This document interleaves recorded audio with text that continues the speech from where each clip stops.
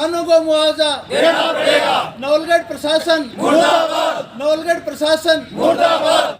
नमस्कार दोस्तों, आज हम आए हैं नवलगढ़ के गोठरा। यहाँ पर सीमेंट संघर्ष समिति द्वारा 5 दिन से लगातार धरना दिया जा रहा है।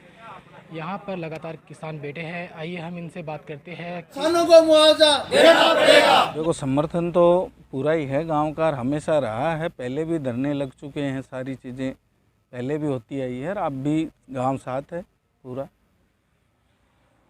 करने में आसपास के गांव के किसान हैं वो एकजुटता दिखा रहे हैं। बिल्कुल दिखा रहे हैं। लेकिन गोठड़ा का उतना समर्थन शायद नजर नहीं नहीं है, बिल्कुल है। आते हैं, जैसे कोई काम पे चला जाता है ये तो एक अलग बात है, लेकिन आते हैं, समर्थन गांव के ही बैठे हैं, ये सारे दूसरे गांव के थोड़ी हैं।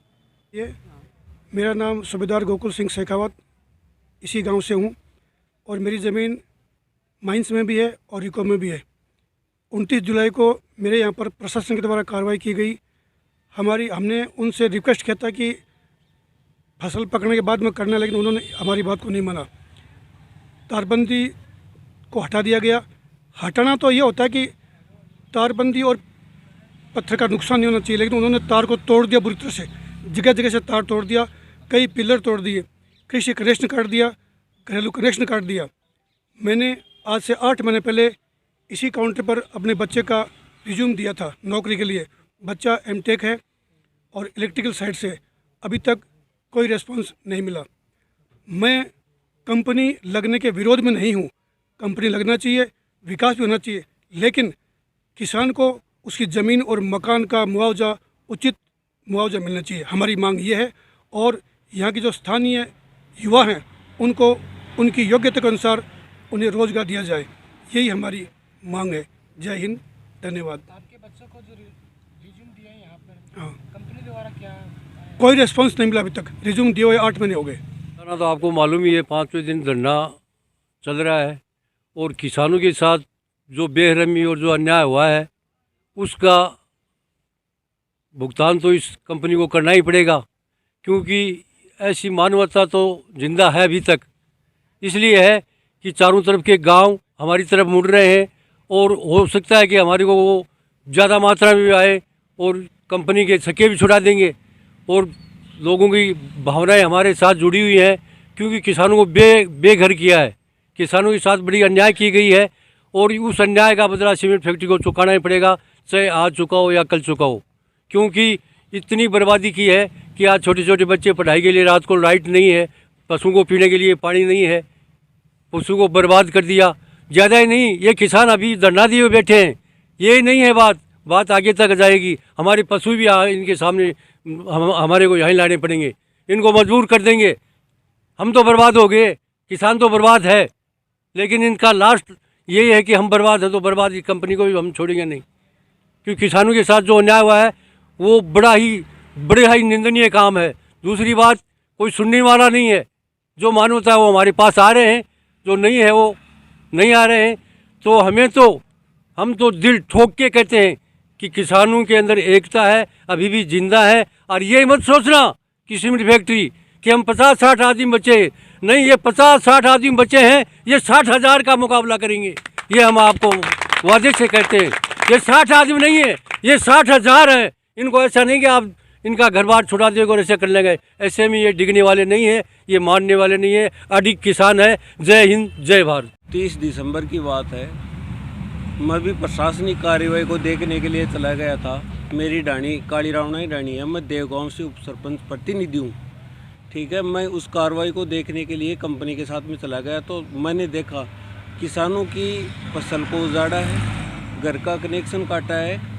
और मैंने इन कंपनी के प्रतिनिधियों को वैसे भी बताया था कि सर इनके कनेक्शन मत काटो, बिजली का कनेक्शन मत काटो, कुएं का डीपी मत उतारो, किसानों का समझौता हो जाएगा, हम समझौता करने के लिए तैयार हैं। आप उचित मुआवजा दे दो हमें जिस किसान की ज़मीन जा रही है उसके बच्चे को नौकरी दिला दो।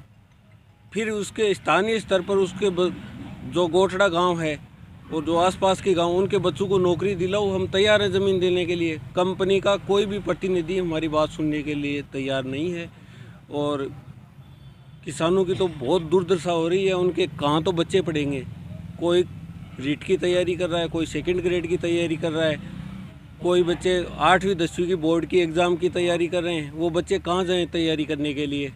बहुत परेशानी हो रही है। 1 महीना हो गया, प्रशासन की तरफ से हमें कोई आश्वासन नहीं मिला है। आज धरने को 5वां दिन है, अभी तक प्रशासन का कोई भी नुमाइंदा यहाँ आकर हमारी बात नहीं सुनी है। रात और दिन लगातार इस कड़कड़ाती सर्दी के अंदर भी धरना जारी है हमारा।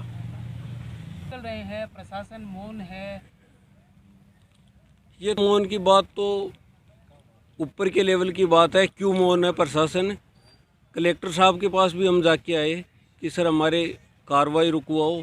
उन्होंने भी कोई एसडीएम मैडम के पास हमको भेज दिया गया कि भाई एसडीएम लेवल का काम है, वहाँ पर जाके उनसे बातचीत करो।